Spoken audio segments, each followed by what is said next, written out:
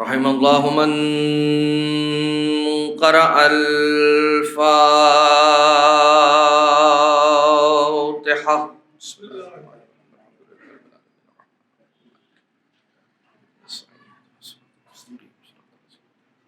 غير المغضوب عليهم ولا الضالين. صلى الله عليه وسلم.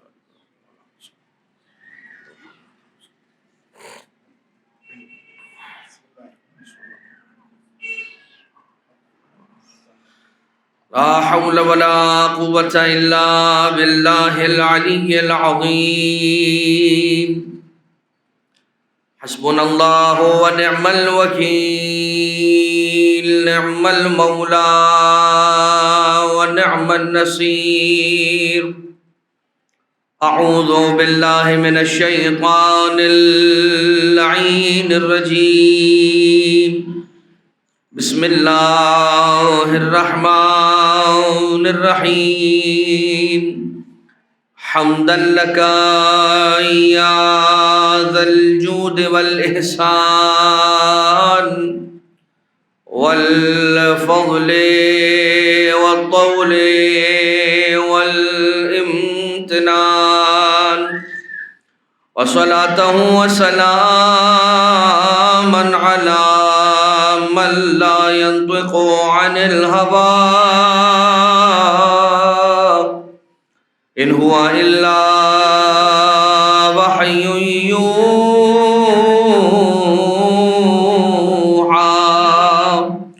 حبيب قلوبنا وشفيع ذنوبنا وطبيب نفوسنا، مولانا ومولى الثقلين جد الحسن والحسين أبي القاسم المصطفى محمد. اللهم وعلى آله الذين أذهب الله عنهم الرجس وطهرهم تطهيرا.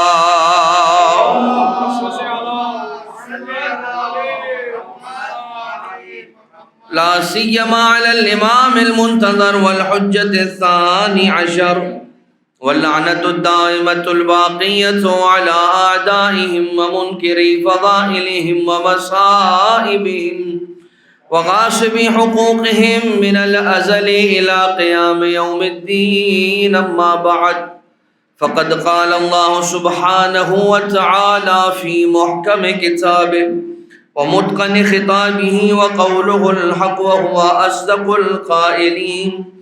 بسم الله الرحمن الرحيم. حامين عين سين قاف كذلك يوحي إليك وإلى الذين من قبلك الله العزيز الحكيم. صلوات اللهم صل على محمد وآل محمد. تمام تر حمد و ثنا اس خالق لم یزل اور لا یزال کے لیے ہے کہ جس نے ہم سب کو اس مبارک مہینے کی یہ ساعت نصیب فرمائی، اور ہدیہ درود و سلام ان ہستیوں کے نام ہے کہ اگر یہ ہستیاں نہ ہوتیں تو درود و سلام کا وجود ہی نہ ہوتا. اس لیے کہ پروردگار عالم نے درود و سلام کو جن ہستیوں کے لیے خلق کیا، اور درود و سلام جن ہستیوں پر سجدہ ہے وہ کوئی اور نہیں بلکہ محمد و آل محمد علیہ الصلوۃ والسلام.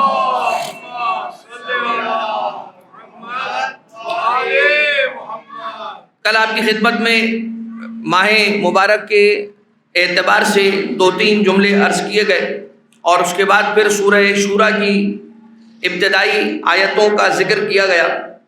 آج انشاءاللہ اسی ذکر کو کچھ آگے بڑھایا جائے گا، اس اعتبار سے کہ سب سے پہلے آپ کی خدمت میں سورہ کی یعنی کہ سورہ شورا کی تلاوت کا ثواب اور اس کی فضیلت کا بیان کر دیا جائے. سورہ شورا جیسا کہ آپ کی خدمت میں یہ بات بیان ہو چکی ہے کہ قرآن کا 42واں سورہ ہے، اور اس سورہ کی 53 آیتیں ہیں، 53 آیات ہیں، اور یہ سورہ مکہ مکرمہ میں نازل ہوا. اور اس سورے کا آغاز بسم اللہ کے بعد حروف مقطعات سے ہوتا ہے، یہ وہ سورہ ہے کہ جس کی تلاوت کرنے والے کو پروردگار عالم قیامت کے دن اس طرح سے محشور کرے گا، اس طرح سے میدان حشر میں وہ آئے گا کہ اس کا چہرہ دودھ کی مانند سفید چمک رہا ہوگا۔ اور ایک بعض دوسری روایتوں کے اندر یہ ملتا ہے کہ سورج کی طرح سے اس کی روشنی ہوگی اس کے چہرے کی، کہ جیسے اس عالم میں یہ پروردگار عالم کی بارگاہ میں پہنچ جائے گا اور ملاقات کرے گا رب ذوالجلال سے۔ اب رب ذوالجلال سے ملاقات کرنے کے قطعاً معنی یہ نہیں ہے کہ پروردگار عالم جسم و جسمانیت رکھتا ہے، بلکہ پروردگار عالم کی قدرت، اس کے علم، اس کے جلال اور اس کے محضر مقدس کے اندر پہنچ جانا، یہی پروردگار عالم کے سامنے جب یہ پہنچے گا میدان حشر میں تو رب ذوالجلال کہے گا کہ اے بندہ خدا، یہ جو تیرے چہرے سے نور نکل رہا ہے اس کی وجہ یہ ہے کہ تو سورہ حامیم کی، سورہ حامیم یا سورہ شورا، اس کی تو کثرت کے ساتھ زندگی میں تلاوت کیا کرتا تھا اور تجھے اس کی فضیلت کا بھی معلوم نہ تھا، علم نہ تھا، تو نہیں جانتا تھا کہ اس کی فضیلت کیا ہے، پھر بھی تو پڑھا کرتا تھا۔ یہ کون پڑھے گا؟ اس طرح سے کون کرے گا؟ وہ کرے گا کہ جو کثرت سے قرآن کریم کی تلاوت کا عادی ہوگا شخص، وہ یہ کام انجام دے گا کہ جو قرآن کریم کی کثرت سے تلاوت کرتا ہوگا وہ پڑھ لیا کرے گا سورہ شورا، قرآن کریم کی تلاوت کرتا کرتا، اور اسے پتہ بھی نہیں چلے گا اور وہ یہ بھی نہیں جانتا کہ تلاوت سورہ شورا کی فضیلت کیا ہے۔ تو جب یہ میدان حشر میں پہنچے گا تو پروردگار عالم اس سے خطاب کر کے یہ فرمائے گا کہ اے بندہ بشر، اب تجھے میں بھیجوں گا جنت میں، اور جنت میں اسے بھیجنے کے لیے پروردگار جو فرشتوں کو حکم دے کر بلائے گا تو فرشتوں کو یہ کہا جائے گا کہ اے میرے ملائکہ، اس شخص کو جنت اس محل میں لے جاؤ جنت کے کہ جس کی دیواریں، جس کی سیڑھیاں، جس کی کھڑکیاں، یہ سب کا سب یاقوت سرخ کا بنا ہوا ہے، ریڈ ایمرلڈ کا بنا ہوا ہے، وہاں لے جاؤ اسے۔ اور جب اسے وہاں لے جاؤ، جب یہ وہاں لے جایا جائے گا تو اسے 1000 حوریں عطا کی جائیں گی، 1000 غلمان عطا کیے جائیں گے جو ہمتاً اس کی خدمت کے لیے حاضر رہیں گے۔ اور ایک دوسرے مقام پر یہ ملتا ہے کہ جو شخص سورہ شورا کی تلاوت کرے گا تو پروردگار عالم اسے لوگوں کی نگاہوں میں عزت اور شرف عنایت فرمائے گا۔ لہذا یہ بات تو کوئی کسی شک و شبے کی اس بات میں گنجائش نہیں ہے کہ جو افراد اور جو بندگان خدا قرآن کریم کی کثرت سے تلاوت کیا کرتے ہیں اس کا اثر یہ ہوتا ہے کہ نہ وہ کبھی زندگی میں فقر و فاقہ دیکھتے ہیں، یعنی کبھی بھوکا نہیں سوئے گا قرآن کریم پڑھنے والا۔ قرآن کریم پڑھنے کا معنی یہ نہیں ہے کہ کوئی انسان مائک لے اور کسی چوک پر بیٹھ کر پڑھے یا کسی پروگرام میں تلاوت کلام پاک کی اسے سعادت حاصل ہو جائے، یہ نہیں کہا جا رہا، بلکہ اپنے گھر میں اکیلے میں بیٹھ کر بھی قرآن کریم کو کھول کر انسان آدھا گھنٹہ، 15 منٹ، 20 منٹ، 1 گھنٹہ، ایک رکوع ہی صحیح قرآن کریم کی تلاوت کے بغیر اس کا دن گزرنا نہیں چاہیے۔ یہ کتاب وہ کتاب ہے کہ جس کے بارے میں امیر المومنین حضرت علی ابن ابی طالب علیہ السلام نے ارشاد فرمایا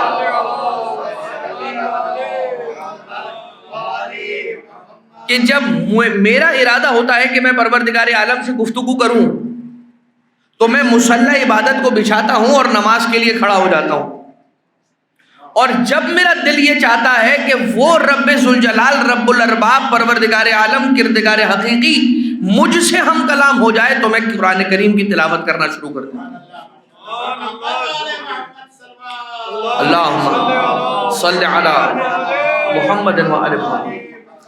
تو یہ کون شخص نہیں چاہتا کہ پروردگار عالم اس سے کلام کرے، اور جب قرآن کریم کی تلاوت کیا کریں تو یہ یہی محسوس کیا کریں کہ خدا مجھی سے بات کر رہا ہے اور کسی سے بات نہیں کر رہا، مجھی سے بات کر رہا ہے۔ اور آپ دیکھیں گے، آپ اسی طرح سے پائیں گے کہ قرآن جو کلام کرے گا اور پڑھیں گے جب آپ قرآن کریم کی آیتوں کو تو آپ کو محسوس ہوگا کہ ہاں یہ تو میرے فلاں سوال کا جواب بن گیا، میں پچھلے کئی دنوں سے فلاں سوال میں پریشان تھا، میں فلاں چیز کو لے کے بڑا کنفیوز ہوا تھا، مجھے سمجھ نہیں آ رہا تھا کہ مجھے اس معاملے میں کیا کرنا چاہیے، میرے فلاں سوال کا جواب قرآن کریم کی یہ آیت بن گئی۔ لیکن اس کے لیے ضرورت کیا ہے کہ انسان غافل نہ ہو۔ بہت ساری چیزیں کہ جس کے اندر انسان پورے دن میں 24 گھنٹے ہوتے ہیں ان میں سے آپ 10 گھنٹے سونے کے نکال لیجئے، 2 گھنٹے کھانے کے نکال لیجئے، کچھ 1 آدھ گھنٹہ آپ عبادت کا نکال لیجئے، کسب معاش کا نکال لیجئے، تو اس کے بعد جو وقت بچ جاتا ہے اس میں سے کافی سارا وقت ہم بیکار کی چیزوں میں صرف کرتے ہیں. جیسے کہ موبائل کے اندر فیس بک دیکھنے میں کیا کرنا ہوتا ہے؟ کچھ بھی نہیں کرنا ہوتا، بس اوپر اوپر اوپر اوپر تو کرنا ہوتا ہے. اور اس اوپر اوپر کرنے میں انسان کے سر کے اوپر سے پانی گزر جاتا ہے، اسے پتہ ہی نہیں چلتا کہ میرا وقت ضائع ہو گیا. اور یہ صرف اور صرف ایسی بات نہیں ہے کہ آپ اس دنیا کے اندر یہ مثال سنتے ہیں کہ کسی نے آج تک اوشن، اوقیانوس کی گہرائی کو نہیں پایا، کسی نے نہیں پایا آج تک. کوئی ایسا شخص نہیں ہے جو آپ کو یہ کہے کہ میں اوشن کی تہ تک پہنچ گیا. یہ جو بڑا دریا ہوتا ہے جسے اوقیانوس کہتے ہیں، بحر اوقیانوس کہتے ہیں، اس کی کوئی تہ تک پہنچ گیا، آج تک کوئی ایسا انسان پیدا نہیں ہوا.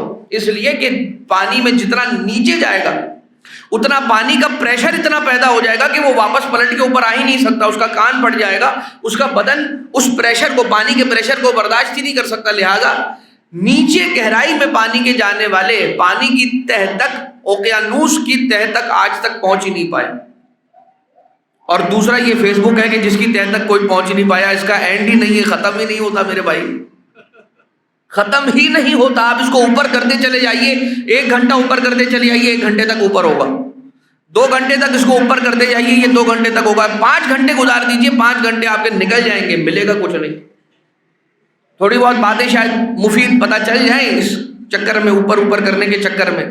لیکن جہاں انسان اتنا سارا وقت اپنا سوشل میڈیا کے اوپر سرفنگ پہ ضائع کر دیتا ہے، اس میں اگر انسان 15 منٹ نکال لے، 10 منٹ نکال لے، 5 منٹ نکال لے قرآن کریم کی تلاوت کے لیے، تو سرکار امیر المومنین نہج البلاغہ میں مولا نے خطبہ ارشاد فرمایا ہے قرآن کریم کی فضیلت میں. اس میں آقا اور مولا ارشاد فرماتے ہیں کہ قرآن ایک ایسا دوست ہے جو بے وفائی نہیں کرتا. قرآن ایک ایسا مشورہ دینے والا ہے جو جھوٹ نہیں بولتا. قرآن ایک ایسا رفیق اور ساتھی ہے جو انسان کو اکیلا چھوڑ نہیں دیتا، تنہا نہیں کر دیتا. اور قرآن ایسی دوا ہے کہ جس میں شفا یقینی ہے. اور قرآن ایسا مال ہے، ایسا غنی کر دینے والا ہے کہ جس کے بعد انسان کو فقر کی کوئی شکایت نہیں ہوتی. کہ جس گھر میں قرآن کریم کی تلاوت کی جاتی ہو اس گھر میں کبھی فقر کا گزر نہیں ہوتا. یہ بات یاد رکھیے گا. جس گھر میں قرآن کریم کی تلاوت کی جاتی ہو وہ گھر آسمان والوں کے لیے ویسے ہی چمکا کرتا ہے کہ جیسے زمین والوں کے لیے آسمان کے ستارے چمکا کرتے ہیں. مسئلہ یہ ہے کہ آج کل ہم نہیں معلوم فلاں اور کن فلاں لوگوں کی باتیں بیان کرنے والے تو بن گئے، لیکن قرآن کریم اللہ کا کلام پڑھنے والے ہم نہیں بنے، اور ہم نے غفلت سے کام لیا ہے قرآن کریم کی تلاوت میں. لہذا اس بات کا خیال رکھیں اور جتنا ہو سکے قرآن کریم کی تلاوت پر زور دیجیے. اور اس سے کیا ہوگا، آپ نے سماعت فرما لیا کہ پروردگار عالم قیامت کے دن آپ کثرت کے ساتھ جتنی بھی سورے دیکھیں گے، کچھ نہیں ہے تو سورہ واقعہ کی تلاوت کر لیں رات میں، فجر کے بعد سورہ یاسین کی تلاوت کر لیں، اور دن میں اگر کبھی آپ کو موقع ملے تو سورہ اخلاص کی تلاوت کرتے رہیں کثرت کے ساتھ. جب آپ بیٹھے ہوئے ہیں، آپ کا زبان خالی ہے، تو یہ ضروری نہیں ہے کہ کسی نئی آیت کی تلاوت کی جائے. قرآن تو وہی ہے، 1400 سال سے وہی ہے. اور ہر آنے والا دن انسان جو ہر آنے والا نیا دن اس میں دوبارہ سے اسی آیت کی اگر تلاوت کرتا ہے تو وہ یہ نہ سمجھے کہ میں وہی پرانی آیتیں پڑھ رہا ہوں قرآن کریم کی، قطعاً یہ نہ سمجھے. اس لیے کہ کائنات میں کسی انسان کا ذکر پرانا ہو سکتا ہے مگر ذکر الہی پرانا نہیں ہو سکتا. اور ہوگا کیا، انسان جس طرح سے وہی سورج کے جو ہزاروں سالوں سے چمکتا ہے، لیکن کل صبح جب یہ وہی پرانا سورج پھر سے طلوع ہوگا تو ایک نئی روشنی لے کر طلوع ہوگا. بالکل اسی طرح سے وہی آیت قرآن کریم کی جو 1400 سال سے چلتی چلی آ رہی ہے، لیکن جب پڑھا کریں گے تو ایمان کا ایک نیا نور لے کے انسان کے دل میں طلوع ہوگا. یہ بات یاد رکھیے گا. اور تو ہم نے آپ کی خدمت میں تلاوت سورہ شورا کی فضیلت کا بیان کر دیا، ثواب کیا ہے وہ آپ کی خدمت میں بیان ہوا. اب آپ یہ آ کر دیکھیں جو ہم نے کل بسم اللہ الرحمن الرحیم، خود چونکہ ہر سال یہ ہوتا ہے کہ بسم اللہ سورہ کا جز ہے ہمارے یہاں پر، تو یہ ہم اہل بیت کے ماننے والوں کا نظریہ ہے کہ بسم اللہ جو ہے وہ ہر سورہ کا جز ہے، سوائے سورہ توبہ کے، چونکہ ابتدا کے اندر بسم اللہ نہیں پڑھی جاتی تو پھر اس لیے اس میں بسم اللہ نہیں ہے۔ لیکن جس سورہ کی ابتدا میں بسم اللہ ہے، وہ بسم اللہ جو ہے ہر سورہ کے لیے الگ وضع ہوئی، اور یہ ہر سورہ کا حصہ ہے مستقل طور پر۔ لہٰذا اگر کوئی یہ کہے کہ میں نے الحمدللہ رب العالمین ولا الضالین پڑھا تو اس نے پوری سورہ فاتحہ نہیں پڑھی ہے، بسم اللہ کھا گیا ہے، بھول گیا ہے۔ اور یہ دیکھیے کہ مومن کی نشانیاں ہیں 5، ان 5 نشانیوں میں سے ایک ہے الجہر بسم اللہ الرحمن الرحیم، کہ بسم اللہ جب پڑھے گا تو زور سے پڑھے گا، بآواز بلند پڑھا کرے گا۔ کیا وجہ ہے؟ اس لیے کہ جو علی کا دشمن تھا تاریخ میں، اس نے جب بسم اللہ کھائی تھی اور بھول گیا تھا تو یہ کہنے والے یہ کہہ رہے تھے کہ سرقتا ام نسیتا، کہ چوری کر لی بسم اللہ یا بھول گیا۔ تو اب جب چھوٹے لیول کے لوگ غلطیاں کرتے ہیں تو اس کا امپیکٹ چھوٹا ہوتا ہے، اور جب بڑے پیمانے کے لوگ غلطیاں کرتے ہیں تو اس کا امپیکٹ بڑا ہوتا ہے۔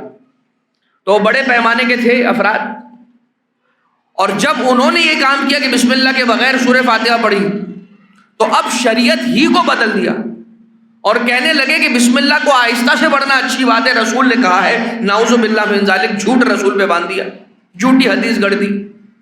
کہ جس طرح سے تاریخ امام حسن علیہ السلام میں، سیرت امام حسن مجتبیٰ علیہ السلام میں ملے گا آپ کو کہ یہ وہ زمانہ ہے، اللہم صلی علی محمد وعلی محمد، یہ وہ زمانہ ہے کہ جس زمانے میں حدیث پروڈیوسنگ کمپنی ان لمیٹڈ بن گئی تھی، لمیٹڈ نہیں، ان لمیٹڈ، حدیث پروڈیوسنگ فیکٹری ان لمیٹڈ۔ اور کیا تھا، آپ جا کر تاریخ پڑھیے گا تو آپ کو اندازہ ہوگا کہ امام حسن علیہ السلام کے دور میں کس طرح سے، خود رسول اکرم کے دور میں بھی، جس نے اکا کی پیاز بکا میں کھائی اور بکا کی پیاز اکا میں کھائی، اور وہ جو ہے وہ کیا ہے، گڑی ہوئی حدیث تو ہے۔ تو اسی طرح سے جب بڑے پیمانے کے لوگ کرتے ہیں غلطیاں تو اس کے لیے شریعت کے قانون کو بدل دیتے ہیں، نعوذ باللہ من ذالک، یہی کیا گیا۔ اس دن سے پھر یہ مومن کی نشانی بن گیا کہ اب جو بھی حقیقی مومن ہوگا وہ کم سے کم یہ کرے گا کہ علی کے دشمن کی سیرت پر نہیں چلے گا، علی کی سیرت پر چلتا ہوا بسم اللہ کو بآواز بلند پڑھا کرے گا۔ لہذا بسم اللہ، اچھا اب بسم اللہ ہر سورے کا جز ہے، اور بسم اللہ ایسی بابرکت آیت ہے، ایسا بابرکت کلمہ ہے کہ اس کے لیے کہا جاتا ہے کہ انسان کسی کام سے پہلے بسم اللہ پڑھنا نہ بھولے، کسی کام سے پہلے۔ اگر چاہتا ہے کہ اس کے کام کو پروردگار برکت کے ساتھ مکمل کر دے تو بسم اللہ پڑھ کر آغاز کرے۔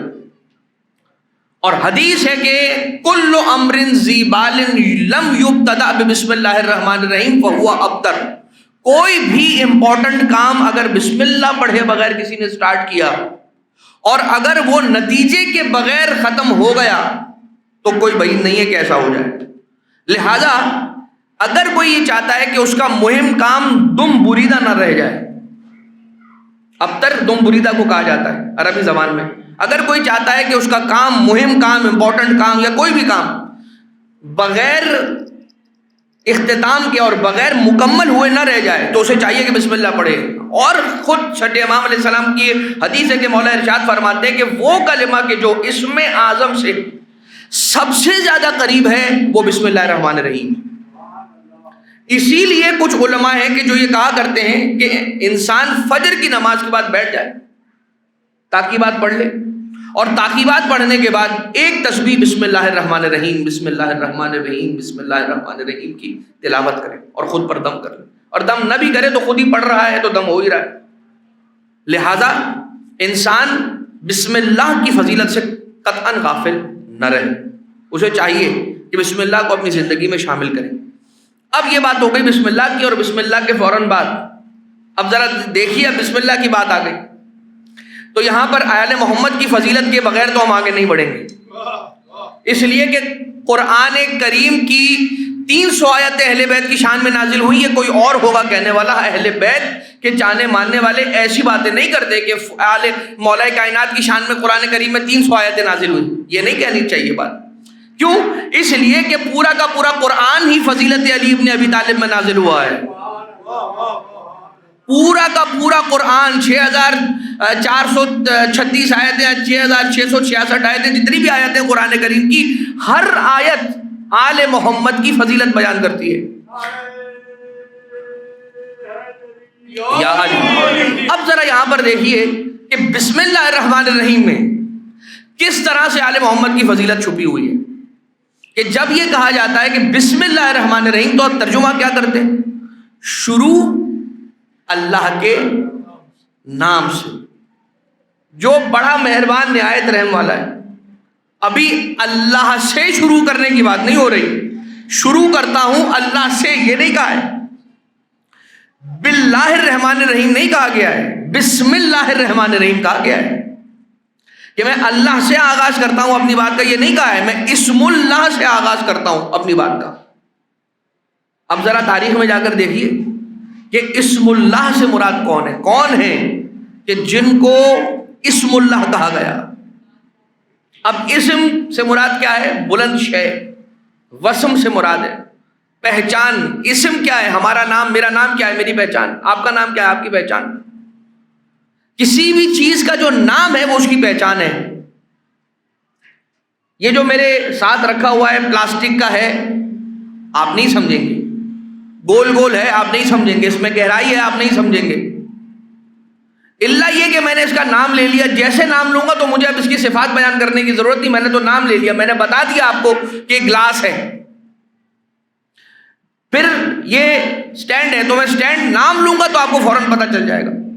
اسی طرح سے اسم اللہ یعنی کہ اللہ کی پہچان. اللہ کی پہچان کون ہے جو اللہ کی پہچان بن گئے تاریخ میں؟ اب جب آل محمد علیہ السلام کی زیارتیں پڑھیں گے تو اس میں آئے گا اشہد انک انت اسم اللہ الرضی وصراطہ المضی. آپ ہیں جو اللہ کا وہ نام ہے کہ جب نام لیا جاتا ہے، حسین کہتے ہو تو سمجھ میں آتا ہے کہ کسی اللہ والے کی بات ہو رہی ہے. جب علی ابن ابی طالب کا نام لیتے ہو تو سمجھ میں آ جاتی ہے کسی ولی اللہ کی بات ہو رہی ہے. بالکل اسی طرح سے بسم اللہ الرحمن الرحیم کی ایک تعویل یہ جو آل محمد علیہ السلام سے ہم تک پہنچی کہ میں آل محمد کے صدقے میں اپنے کام کا آغاز کر رہا ہوں. اور یقیناً جو ظاہر ہے بسم اللہ الرحمن الرحیم وہ تو یہ ہے کہ اللہ کے بابرکت نام سے آغاز کرتا ہوں. اس میں کوئی شک نہیں ہے کہ آل محمد علیہ السلام کے ناموں میں بھی جو تاثیر ہے وہ ہے تو پروردگار عالم کی وجہ سے. لیکن بسم اللہ الرحمن الرحیم کی بات ہو گئی ایک بات. اب دوسری بات جو اب کل آپ کی خدمت میں عرض کیا تھا، حامیم عین سین قاف کیا ترجمہ ہے؟ کوئی نہیں جانتا کیا ترجمہ ہے بھائی. ہاں ایک روایت ملی ہے، یعنی کچھ چند روایتیں ہیں، لیکن یہ معانی الاخبار کے اندر یہ روایت حامیم عین سین قاف کے بارے میں چھٹے امام علیہ السلام سے آئی کہ ہاں سے مراد ہے پروردگار عالم کا حلیم ہونا یا اس کا حکیم ہونا. میم سے مراد اس کا مثبت ہونا، عین سے مراد اس کا علم، سین سے مراد اس کا سمیع ہونا، اور قاف سے مراد اس کی قدرت یا اس کی قوت. اب جو قدرت و قوت کی بات آ گئی تو یہاں پر ایک بات اور سنتے چلے جائیے کہ جو انسان کو عام زندگی کے اندر مسائل اور پریشانیوں کا سامنا ہوتا ہے، کچھ لوگ جو ہیں وہ اس بات سے گھبراتے ہیں کہ فلاں دیکھیے میں کھانا کھا رہا ہوں، مجھے دیکھ رہے ہیں، میں جا رہا ہوں، میں کپڑے پہن رہا ہوں، انہوں نے دیکھ کے بڑی تعریف کر دی، نظر لگ جائے گی، یہ ہو جائے گا، وہ ہو جائے گا. تو اب انسان اس کے اندر بار بار گمان اور بدگمانی سے کام نہ لے، ٹھیک، بلکہ ذکر الہی پر تکیہ کرے اور پروردگار عالم کے بابرکت نام سے مدد لے. کیا کہے؟ لا حول ولا قوت الا باللہ العلی العظیم. جو شخص 110 مرتبہ روزانہ اگر یہ کام کرے کہ 110 مرتبہ لا حول ولا قوت الا باللہ العلی العظیم، طہارت کی حالت پر قبلہ رخ ہو کر ایک جگہ ایک وقت باندھ کر اگر روزانہ 110 مرتبہ یہ کام کرے، یعنی یہ جملہ پڑھے لا حول ولا قوت الا باللہ العلی العظیم، تو دشمنوں کے شر سے ہمیشہ محفوظ رہے گا. اب دشمن کسی بھی طرح کے کام کرے اس کے خلاف وہ محفوظ رہے گا. تو آ جائیے حامیم عین سین قاف. اس کے بعد بات آگے بڑھ رہی ہے کہ کذالک یوحی الیک و الی الذین من قبلک اللہ العزیز الحکیم، کہ اسی طرح سے پروردگار عالم آپ پر وحی کرتا ہے جیسے اس نے آپ سے پہلے والے انبیاء پہ وحی فرمائی۔ اب اسی سورے کے بالکل آخری کے اندر، بالکل آخری آیتوں کے اندر دوبارہ سے پروردگار عالم نے اپنے بندوں پر، خاص بندوں پہ وحی کرنے کے بارے میں ذکر فرمایا ہے کہ میں اپنے خاص بندوں پہ وحی کرتا ہوں۔ کیسے کرتا ہوں وہ میں نے کل آپ کی خدمت میں ہم نے عرض کیا تھا کہ اگر ممکن ہوا تو آپ کی خدمت میں عرض کریں گے، تو مختصراً یہ بات سماعت فرما لیں ابتدا ہی میں۔ یہ نہیں معلوم ہم اس سورے کے آخر تک پہنچ پائیں گے یا نہیں، تو یہ بات ابتدا ہی کے اندر آ جائے۔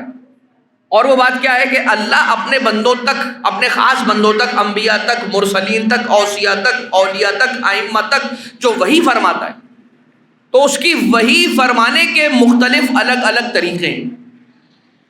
کبھی کسی کو وحی جب فرماتا ہے تو اسے القاء کر دیتا ہے، اس کے دل میں بات ڈال دیتا ہے، اس نبی کے، اس امام کے، اس وصی کے، اس بندہ خدا، خاصان خدا میں سے اس بندہ خاص پروردگار عالم کے دل میں پروردگار القاء کر دیتا ہے۔ جو چاہتا ہے کہ وہ کام انجام دے، وہ بات اس کے دل میں اتر جاتی ہے، القاء ہو جاتی ہے۔ کبھی ایسا ہوتا ہے من وراء حجب، کبھی پردے کے پیچھے سے پروردگار عالم کلام فرماتا ہے، کبھی ملک کو بھیجتا ہے اور اس تک پیغام پہنچا دیتا ہے، اپنے نبی تک یا اپنے امام تک۔ اور کبھی ایسا ہوتا ہے کہ پروردگار کسی شے میں اپنی آواز پیدا کرتا ہے اور اس آواز کے ذریعے سے اپنا پیغام اپنے اس ولی تک، امام تک، نبی تک پہنچا دیا کرتا ہے۔ جیسے کہ حضرت موسیٰ علیہ السلام جب کوہ طور پر جایا کرتے تھے تو وہاں کے بارے میں ملتا ہے کہ ایک درخت ہوا کرتا تھا کہ جس درخت سے آواز آیا کرتی تھی اور حضرت موسیٰ علیہ السلام ہم کلام پروردگار ہو جایا کرتے تھے۔ تو رب ذوالجلال اس درخت کے ذریعے سے حضرت موسیٰ علیہ السلام سے کلام فرمایا کرتا تھا۔ کبھی رب ذوالجلال اپنے بندہ خاص یعنی نبی، امام علیہ السلام، اوصیاء، اولیاء، ائمہ تک جو وحی فرماتا ہے تو عالم خواب کے اندر انہیں وحی کی جاتی ہے اور انہیں حکم دیا جاتا ہے اور انہیں پیغام پہنچایا جاتا ہے۔ اسی طرح کہ جس طرح سے حضرت ابراہیم علیہ السلام نے خواب دیکھا، اور وہ خواب یہ تھا کہ انی اذبحک، کہ اے میرے بیٹا میں تجھے ذبح کر رہا ہوں، بتا فانظر ماذا تری، تیری اس بارے میں کیا رائے ہے، یہ بتا تیرا نظریہ کیا ہے اس بارے میں نے خواب میں دیکھا ہے کہ میں تیرے گلے پر چھری پھیر رہا ہوں۔ تو حضرت اسماعیل علیہ السلام نے جو جواب دیا اس سے کس بات کا پتہ چلا؟ کیا جواب دیا پہلے تو یہ سنیے کہ یا ابت افعل ما تؤمر، اے میرے بابا آپ وہ کر گزریں کہ جس کا آپ کو حکم دیا گیا ہے۔ یعنی کہ اگر حضرت اسماعیل علیہ السلام حضرت ابراہیم کے بیٹے ہیں تو عام فرد نہیں ہے، اس لیے کہ جانتے ہیں کہ میرے بابا نبی خدا ہے اور نبی خدا کا خواب سچا ہوا کرتا ہے، جھوٹا نہیں ہوا کرتا۔ یعنی حضرت اسماعیل علیہ السلام یہ بتا رہے ہیں کہ کبھی نبی کے خواب کو اپنے خواب جیسا نہیں سمجھنا۔ تو جس نبی کا خواب ہمارے خواب جیسا نہیں ہوگا، وہ نبی کی ذات ہماری ذات جیسی کیسے ہو جائے گی؟ ٹھیک ہے، اسی طرح سے رسالت مآب صلی اللہ علیہ وآلہ وسلم نے خواب دیکھا، اور رسول نے خواب میں یہ دیکھا کہ حضرت حمزہ اور حضرت جعفر، نبی کا خواب حجت الہی ہے، نبی کا خواب حجت الہی ہے۔ رسول اکرم نے خواب میں دیکھا کہ حضرت حمزہ اور حضرت جعفر طیار اور حضرت حمزہ سید الشہداء آئے اور جنت میں بڑا عظیم اور بلند مقام انہیں ملا ہوا۔ رسول نے ان سے خواب میں پوچھا کہ بتائیے کہ آپ کو یہ مقام پروردگار عالم نے کس عمل کے عوض میں عطا فرمایا؟ کہنے لگے یا رسول اللہ ہم 3 کام کیا کرتے تھے، 3 کام۔ نمبر 1 سقی الماء، پیاسوں کو پانی پلایا کرتے تھے۔ یہ جو اللہ نے ہمیں ایسا مقام عطا کیا ہے نا، بلند مقام، کی حضرت حمزہ و جعفر علیہ السلام فرما رہے ہیں کہ ملائکہ اس مقام پر، یعنی اس مقام کو، ہمارے اس مقام کو دیکھ کر ملائکہ رش کرتے ہیں۔ تو یہ مقام ہمیں پروردگار نے 3 کاموں کے عوض عطا فرمائے۔ پہلا کام یہ ہے کہ ہم پیاسوں کو پانی پلاتے ہیں۔ دوسرا کام کیا ہے؟ الصلاۃ علیک یا رسول اللہ، آپ پر درود بھیجا کرتے تھے کثرت کے ساتھ آپ پر، اور یعنی کہ رسول پر صرف نہیں، رسول اور ان کی پاکیزہ آل پر۔ اور تیسرا کام کیا کرتے تھے؟ کہا حب علی ابن ابی طالب، علی سے محبت رکھا کرتے تھے۔ اب ذرا دیکھیے ہماری ان مجلسوں میں یہ تینوں ہی کام ایسے سمٹ جاتے ہیں اور ایک جگہ پر آ جاتے ہیں اور منجمد ہو جاتے ہیں ایک ہی مجلس کے اندر۔ ہم پانی کی سبیل لگا کر پیاسوں کو پانی پلاتے ہیں، جب رسول کا نام آتا ہے تو درود پڑھ کر ساری محفل کو منور کرتے ہیں، اور جب ذکر علی ابن ابی طالب آتا ہے تو نعرہ حیدری یا علی کہہ کے اپنی محبت علی ابن ابی طالب کا اظہار کرتے ہیں، یا علی۔ لہٰذا یہ تینوں چیزیں ہماری مجلسوں میں جمع ہو جاتی ہیں، وہ تینوں چیزیں کہ جن تینوں چیزوں کی وجہ سے حضرت حمزہ و جعفر علیہ السلام کو مقام ملا، یہ اور بات ہے کہ جو ان کی اپنی فضیلت ہے وہ اپنی جگہ پر ہے۔ یہ نہ ہو کہ کوئی یہ کہے کہ اچھا یہ تین کام کریں گے تو ہم بھی حمزہ و جعفر بن جائیں گے، نہیں نہیں، یہ نہیں ہو سکتا۔ وہ جو ہیں وہ ہیں، اور ہم ان کے غلاموں کے غلاموں کے غلاموں کے غلاموں کے غلاموں کے کہتے چلے جائیے، وہاں تک بھی شاید اگر پہنچ جائیں اور وہ اگر قبول کر پائیں۔ تو یہ وحی کے اعتبار سے بات ہوئی۔ اب آ جائیے مزید آگے، لہو ما فی السماوات و ما فی الارض، یہ بات یاد رکھنا، لہو اس ہی کے لیے ہے، ما فی السماوات و ما فی الارض، جو کچھ آسمانوں میں ہے اور جو کچھ زمینوں میں ہے وہ اس ہی کے لیے۔ یہ نہیں ترجمہ کیا ہے میں نے کہ وہ اس کے لیے، جو زمین و آسمان میں ہے وہ اس کے لیے، وہ اللہ کے لیے، یہ ترجمہ نہیں کیا ہے۔ ترجمہ کیا کیا ہے؟ جو زمینوں میں ہے جو کچھ اور آسمانوں میں ہے جو کچھ، وہ صرف اور صرف اللہ کے لیے۔ کیوں؟ اس لیے کہ یہاں پہ جو ترکیب ہے نا، جملے کا جو انداز ہے، وہ جملے کا انداز یوں نہیں ہے کہ ما فی السماوات و ما فی الارض لہو، کہ جو کچھ زمینوں میں جو کچھ آسمانوں میں ہے، یہ نہیں کہا گیا۔ پہلے یہ کہا گیا اس کے لیے ہے، بعد میں کہا گیا جو کچھ زمینوں میں آسمانوں میں۔ اس کے معنی یہ ہوئے کہ یہ جب لہو یعنی کہ ظرف اور مظروف، جار اور مجرور اگر جملے پہ مقدم ہو جائیں تو یہ حصر کا فائدہ دیتے ہیں، یعنی منحصر کر دیا اس بات کو کہ جو کچھ زمینوں میں ہے جو کچھ آسمانوں میں وہ فقط و فقط پروردگار عالم کے لیے۔ اب فقط و فقط پروردگار عالم کے لیے کے معنی یہ ہوئے کہ جو کوئی پروردگار عالم کا حامی ہے، اس کا خاص بندہ ہے، یہ اس کے لیے بھی ہے۔ یعنی صرف یہ نہیں کہا جا رہا کہ اگر خدا کے لیے ہے تو آل محمد کے لیے نہیں، اس لیے کہ آل محمد تو خود خدا کے، ہم تو خود خدا کے، لہذا جو پروردگار عالم سے جڑتا چلا جائے گا یہ چیزیں اس کے لیے بھی ہوتی چلی جائیں گی، لیکن لہو اس ہی کے لیے ہے، یعنی وہی اس کا مالک ہے جو کچھ زمینوں میں آسمانوں میں ہے۔ وہو العلی العظیم، اور وہی سب سے بلند ہے اور وہی سب سے بڑا ہے۔ دو پیسے آ جانے پر، دو سیٹیں مل جانے پر، یعنی دو سیٹیں مل جانے پر کا مطلب ہے کہ کوئی عہدہ مل گیا بڑا، چاہے وہ مائکرو لیول پہ ملا یا وہ میکرو لیول پہ ملا، چھوٹے مرحلے پہ ملا یا بڑے مرحلے پہ کوئی ملا۔ انسان اپنے آپ کو علی العظیم نہ سمجھے، اس لیے کہ علی بھی وہی ہے اور عظیم بھی وہی ہے۔ انسان جتنا بھی بڑا ہو گیا، جتنا بڑا ہو جائے انسان، نہ علی بن سکتا ہے نہ عظیم بن سکتا ہے، یہ ساری بڑائیاں اسی کو سزاوار ہے۔ تو پھر کیا کرے؟ جیسے جیسے انسان کے علم میں اضافہ ہو اتنا انسان میں انکساری آنی چاہیے، جیسے جیسے انسان کے مال میں اضافہ ہو اس میں اکڑ نہیں بلکہ نرمی آنی چاہیے، جیسے جیسے انسان کے اقتدار میں اضافہ ہو ویسے ویسے اس کی نظروں میں، اس کی جملوں میں، اس کی زبان میں، اس کے ہاتھوں پاؤں کی حرکتوں کے اندر، اس کے چال چلن میں نرمی آ جانی چاہیے، عجز و انکساری آ جانی چاہیے۔ کیوں؟ اس لیے کہ وہ بہت ہی مشہور و معروف آج کل کا، جس کو ہم کہتے ہیں نا، اب تو وائرل کی دنیا ہے، ظاہر سی بات ہے، جو وائرل ہو جائے وہ ہٹ ہے، ہمارے یہاں تو یہی ہے۔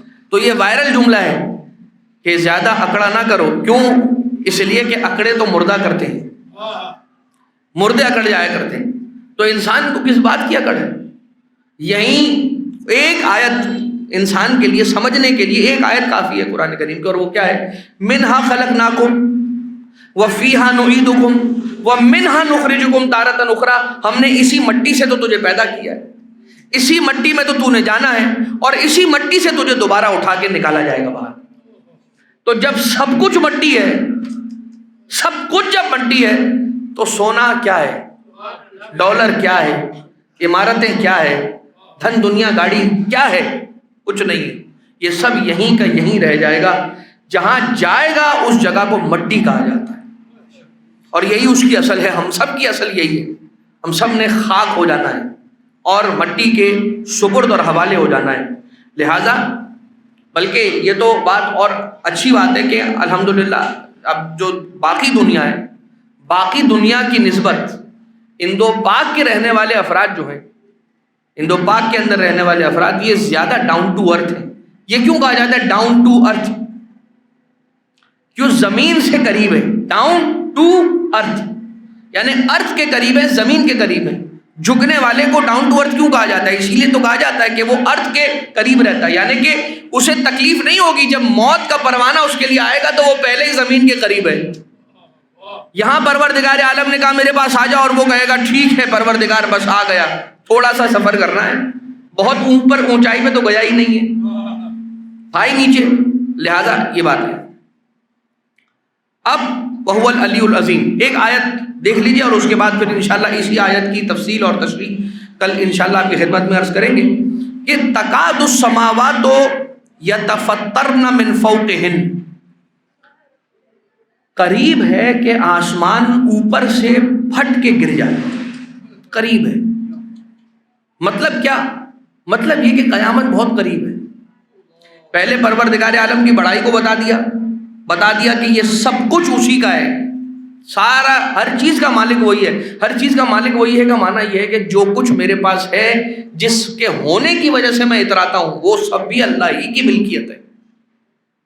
بلکہ جو خارجی نعمتیں جو مجھ تک آ گئیں اللہ کے فضل سے، ان کے علاوہ جو داخلی نعمتیں جو میرے سینے میں دل دھڑک رہا ہے، یہ میری ملکیت پراپرٹی تھوڑی ہے، یہ بھی تو اللہ کا ہے. یہ آنکھیں جن سے میں دیکھتا ہوں، یہ میری پراپرٹی تھوڑی ہے، یہ تو امانت ہے. یہ زبان جو ان دانتوں کے درمیان میں دبی ہوئی ہے، یہ جو زبان ہے یہ کس کی ہے؟ یہ اسی کی تو عطا کرتا ہے. میرا ہے کیا؟ اس بات کو سمجھیں. اور اس کے بعد پھر کیا کہ ان قریب، بہت قریب ہے کہ آسمان پھٹ جائے.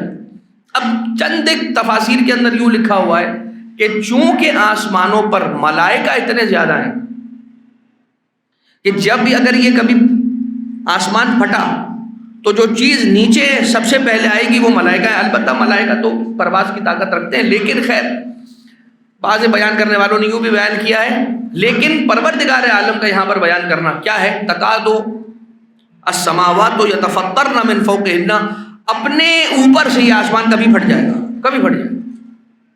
والملائکۃ یسبحون بحمد ربہم، اور اس کے ملائکہ تو ہر وقت اس کی حمد کے ذریعے سے تسبیح کرتے رہتے ہیں. وَيَسْتَغْفِرُونَ لِمَنْ فِي الْأَرْضِ، اور وہ استغفار کرتے رہتے ہیں ہر اس شخص کے لیے کہ جو زمین میں رہتا ہے. اب یہاں پر حضرت امام محمد باقر علیہ الصلوۃ والسلام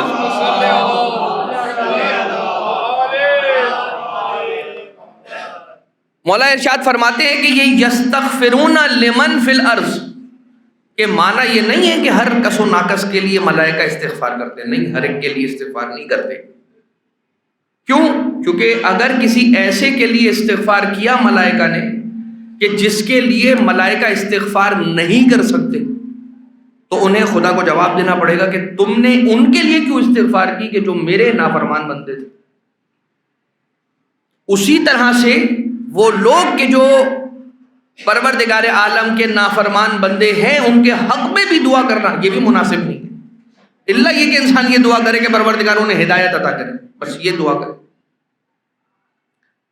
اسی طرح سے یہاں پر کیا ہے کہ ملائکہ تسبیح کرتے ہیں پروردگار عالم کی حمد کے ساتھ، اور جو زمین کے اوپر رہنے والے بندگان ہیں ان کے لیے استغفار کرتے رہتے ہیں.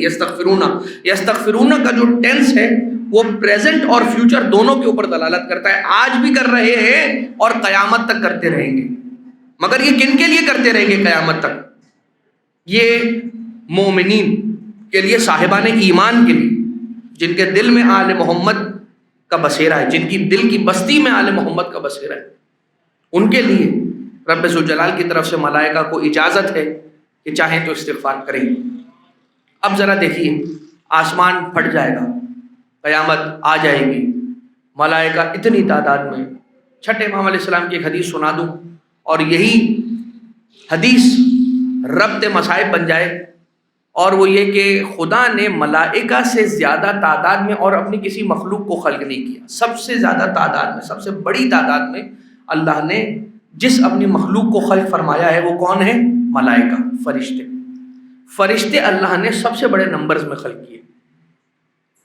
اور ان فرشتوں کا کیا ہے کہ یہ روزانہ کی بنیاد پر اجازت طلب کرتے ہیں پروردگار عالم سے، اور جب انہیں اجازت مل جاتی ہے، کیونکہ کل شب جمعہ ہے، اور جب انہیں اجازت مل جاتی ہے تو یہ ایک فوج ملائکہ جن کی تعداد 4000 ہے، یہ فجر سے لے کر مغرب تک کی اجازت پاتے ہیں پروردگار سے، زمین پر آتے ہیں اور قبر امام حسین علیہ السلام کے گرد طواف کرتے رہتے ہیں، طواف کرتے رہتے ہیں، طواف کرتے رہتے ہیں. اور یہی ان کی زیارت امام حسین علیہ السلام ہے. ملائکہ کی زیارت کیا ہے کہ وہ گرد قبہ امام حسین علیہ السلام چکر کاٹتے رہتے ہیں، طواف کرتے رہتے ہیں، طواف کرتے رہتے ہیں. اور جو زائرین امام حسین ہیں ان کے حق میں دعا کرتے ہیں، اگر وہ دعا کریں تو یہ فرشتے آمین کہتے ہیں اور ان کے لیے استغفار کرتے ہیں. اور یہ سلسلہ مغرب تک چلتا رہتا ہے، یہاں تک کہ جب مغرب کا وقت آتا ہے تو یہ جو 4000 ملائکہ آسمان سے اللہ کی اجازت لے کے امام حسین کی قبر پر آئے ہوئے ہیں، یہ اب واپس آسمان کی طرف عروج کر جاتے ہیں، چلے جاتے ہیں، پرواز کر جاتے ہیں. اور اب ایک دوسری فوج ملائکہ 4000 جن کی تعداد ہے، یہ مغرب سے فجر تک کے لیے پروردگار عالم سے اجازت پاتی ہے اور قبر امام حسین علیہ السلام پہ زمین پہ آ کر ان کے روضے کے گرد طواف کرنے لگتی ہے. جو زائرین امام حسین علیہ السلام دعا کرتے ہیں ان کی دعا پر آمین کہتے ہیں اور ان کے لیے استغفار کرتے رہتے ہیں. اور یہ سلسلہ قیامت تک چلتا رہے گا. ملائکہ کی تعداد کے بارے میں عرض کر رہا ہوں اس لیے کہ حدیث کامل الزیارات میں یہ ہے، اور اس حدیث کے اندر بھی عنوان بھی یہی ہے اس کا کہ کتنی تعداد میں، کتنی بڑی تعداد کے اندر پروردگار عالم نے ملائکہ کو خلق کیا ہے. اور یہ سلسلہ جو 4000 فجر سے مغرب تک، مغرب سے فجر تک 4000 اور 4000، یہ سلسلہ قیامت تک چلتا رہے گا. اور اس سلسلے میں جو فرشتہ ایک مرتبہ آ کے زمین پہ قبر حسین علیہ السلام کی زیارت کر کے چلا جائے گا، اسے دوبارہ پھر قیامت تک آنے کا موقع نہیں ملے گا. اس سلسلے اتنی تعداد ملائکہ کی. تو آپ ذرا سوچئے کہ خدا نے ہمیں کتنی بڑی سعادت عنایت فرمائی ہے.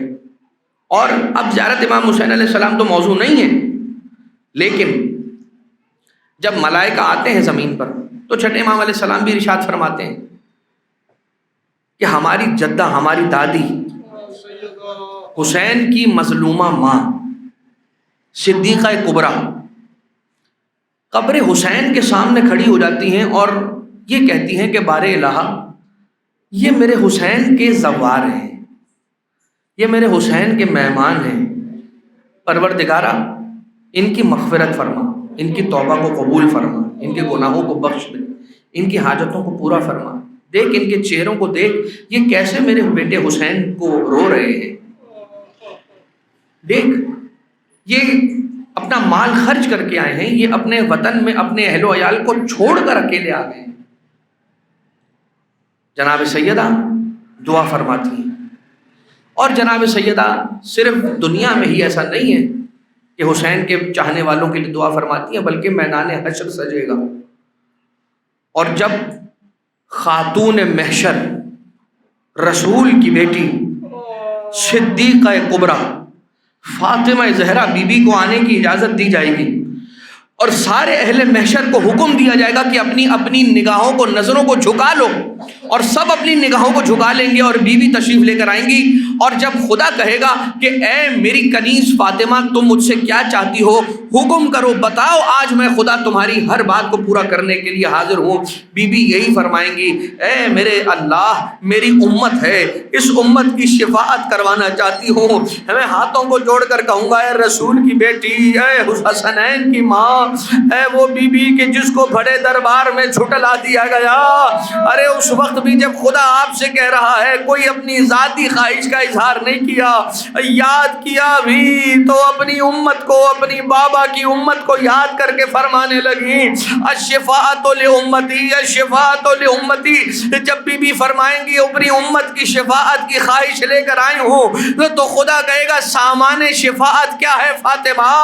جیسے ہی بی بی سے سوال ہوگا کیا ہے سامان شفاعت، بی بی ارشاد فرمائیں گی، اپنے ابا کے دامن کو ہٹا کے دو کٹے ہوئے بازوؤں کو آگے کر کے فرمائیں گی کفال شفاعت امتی یدان المقطوعتان لولدی العباس، میری پوری امت کی شفاعت کے لیے میرے بیٹے عباس کے دو کٹے ہوئے بازو ہی کافی ہیں پروردگار۔ یہ میرے بیٹے عباس کے بازو، ان بازوؤں کے صدقے میں میرے بابا کی امت کی شفاعت۔ اے غریب سیدہ،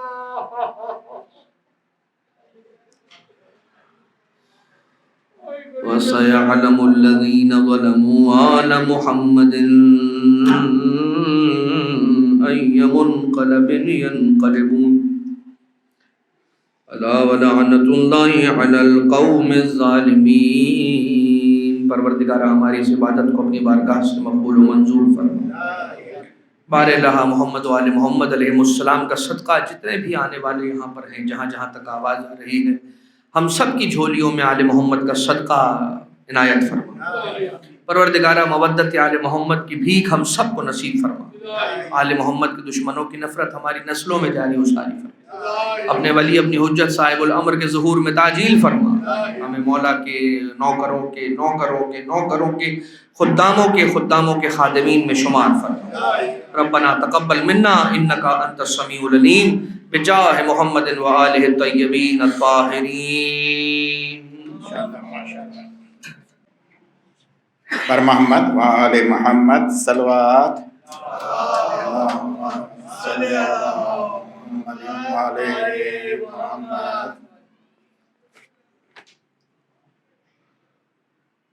سورہ فاتحہ کے لیے گزارش ہے حسن علی، نشاد نورانی اور رشتہ دار مرحومین غلام حسین شریف، فاطمہ بائی محمد علی، سید حسن نواب، لیلا بائی غلام حسین، زہرا بائی بنت غلام حسین، حبیب علی اثاریہ، امینہ بائی کریم بائی، انور علی رحمۃ اللہ، زنینہ بائی غلام حسین، غلام علی رحمۃ اللہ، سغرا بائی نظر علی، امینہ بائی اللہ رکھا، نرجس بائی نظر علی، حسینہ بنت فدا حسین، منور علی حسین علی، منور حسین غلام علی، شبیر حسین، محمد حسین، محمد علی، محمد حسین غلام علی، شابرہ عبد الحسین، جمال بھائی بابل بھائی وزیر، شیرین بھائی جمال بھائی وزیر، اکبر علی جمال بھائی وزیر، سکینہ بھائی نانجی، جینا بھائی حسن علی مرزا، امینہ بھائی حسن علی مرزا، اکبر علی حسن علی مرزا، قاسم علی حسن علی مرزا، سلیم اکبر علی وزیر، حیدر علی اکبر علی وزیر، معصوم علی اکبر علی وزیر، گلشن اکبر علی وزیر، فاطمہ بھائی اکبر علی وزیر، روشن بانو محمد علی گیلانی، بلقیس قاسم علی مرزا، شبیر قاسم علی مرزا، مشتاق قاسم علی مرزا، فاطمہ بھائی محمد علی کپاڑیا، سلیم غلام علی تھاور، محمد علی داؤد کپاڑیا، فضل بھائی فضل عباس محمد علی کپاڑیا، زیرا بھائی فضل عباس کپاڑیا، حسینہ بھائی رحمۃ اللہ لاکھانی، علی محمد منیس ورتے جی، یاسمین بانو انیس علی محمد ورتے جی، سغرا بانو نظر علی بادامی، حسین علی اللہ دین پوناوالا، رقیہ بھائی محمد علی،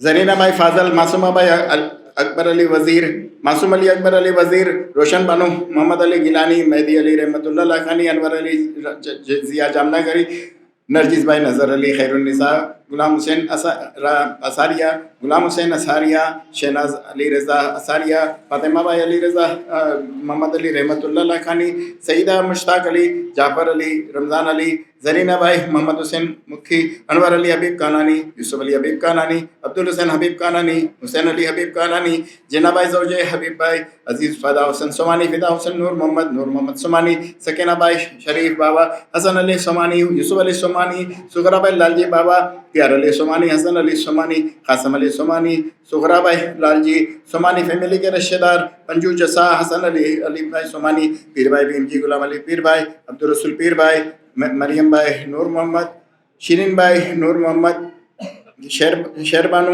پیر بھائی، اول بھائی زوجہ پیر بھائی، زہرا بانو بنت محمد علی والجی، سکینہ بائی زوجہ پیر بھائی شاکر حسین غلام علی، خیرالنساء بنت فدا حسین، محمد حسین غلام علی، محمد علی رحمۃ اللہ پیر بھائی، رجب علی حسین علی، سجاد حسین حسین علی، اور نور محمد راجپر، رمضان علی نور محمد راجپر، شابان علی نور محمد راجپر،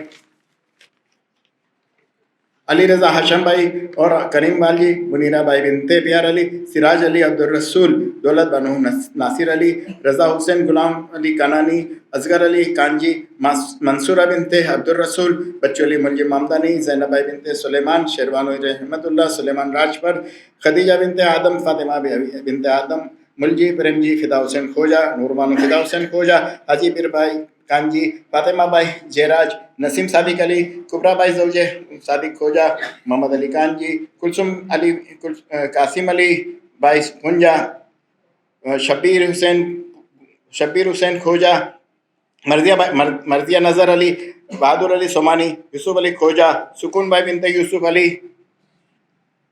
افضل لدانی، یاسمین بائی یوسف علی، نور النساء بنت جیون، خادم حسین کھوجا، علی اصغر کھوجا، مریم بائی شفیق ایڈن، کریم بائی فاضل، فاطمہ بائی علی بائی، محمد نذیر جامنگری، علی حسین کرمانی، حسن علی مہر علی، غلام علی حسن علی، ریاض حسین حسن علی، معصومہ بنت حسن علی، لیاقت حسین حسن علی، گلبانو اور حیمانی فیملی، حاجی وزیر علی، ابراہیم میوہ والا اور رشتہ دار مرحومین، یوسف علی، غلام حسین موربی والا اور رشتہ دار مرحومین، محمد رضا موربی والا اور شہدائے ملت، نور محمد افریقہ والا، کلثوم بائی بنت جعفر علی، رضوان علی امیر علی، محمد حسین افریقہ والا، حیدر علی حبیب قاسم منوڑی، نور محمد کرم علی، سکینہ بائی حسن علی، جوار حسین نور محمد، برکت علی نور محمد، نثار علی نور محمد، گلشن بانو اکبر علی، انصار حسین روشن علی، دلاور حسین روشن علی، گل بانو نور محمد، کنیز فاطمہ رمضان علی، محمد حسین رمضان علی، فقیر محمد، سغرا بانو بنت موسیٰ، اکبر علی فقیر محمد، امینہ بائی اکبر علی، زرینہ بائی اکبر علی، کلثوم بنت اکبر علی، امیر علی پٹیل، حسین علی بندے علی،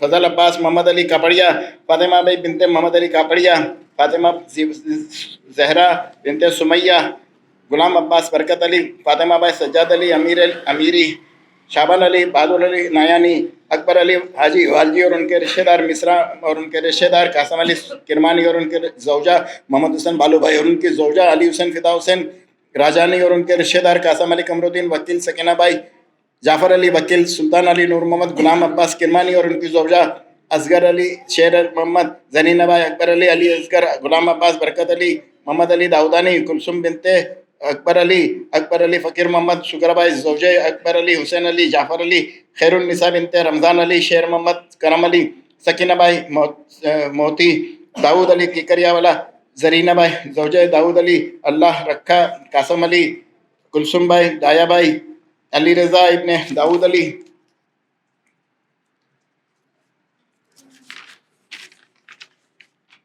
علی محمد قاسم علی، زیرہ بانو زوجہ علی محمد، زرینہ بائی بنت بچو بائی، حسن علی، علی محمد، معصومہ علی، اللہ رکھا، حیدر علی محسن، علی رضا پیر بھائی اور پیر بھائی فیملی کے پیرانی فیملی کے مرحومین، عنایت علی عبدالرسول، غلام عباس، علی محمد، منیرہ، شیر علی فاضل، کنیز فاطمہ بنت امیر علی، فرزانہ بانو روشن علی کرجت والا، حاجی ڈاکٹر یوسف علی عبدالرسول تھاورانی، رضیہ بائی عبدالمہدی اور زوجہ ڈاکٹر یوسف تھاورانی، علی رضا باقر علی کھیتانی، محمد امین کھیتانی، رجب علی بندے علی، فاطمہ بائی بنت محمد کمجی، یاسمین بنت اکبر علی، زیب النساء بنت رجب علی، عبید حسین محمد حسین، محسن علی حسن علی، رجب علی غلام حسین سایانی، زہرا بانو بنت قاسم علی، حبیب علی فدا حسین آزاد، لیلا بانو حاجی بائی فدا حسین غلام حسین،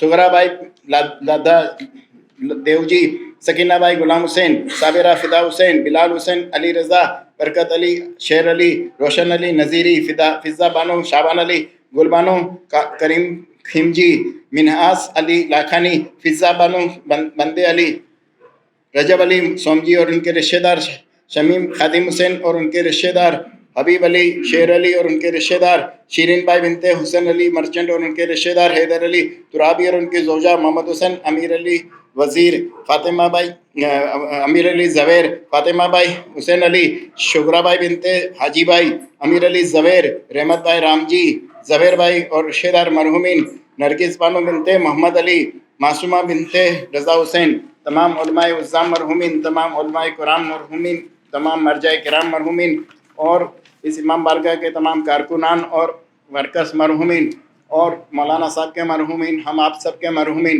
اور جن کا کوئی فاتحہ پڑھنے والا نہیں رہا ان سب کے لیے سورہ فاتحہ۔ بسم اللہ الرحمن الرحیم، الحمدللہ رب العالمین، الرحمن الرحیم مالک یوم الدین، ایاک نعبد و ایاک نستعین، اہدنا الصراط المستقیم، صراط الذین انعمت علیہم غیر المغضوب علیہم ولا الضالین۔ بسم اللہ الرحمن الرحیم، قل هو اللہ احد اللہ الصمد لم یلد ولم یولد ولم یکن لہ کفوا احد۔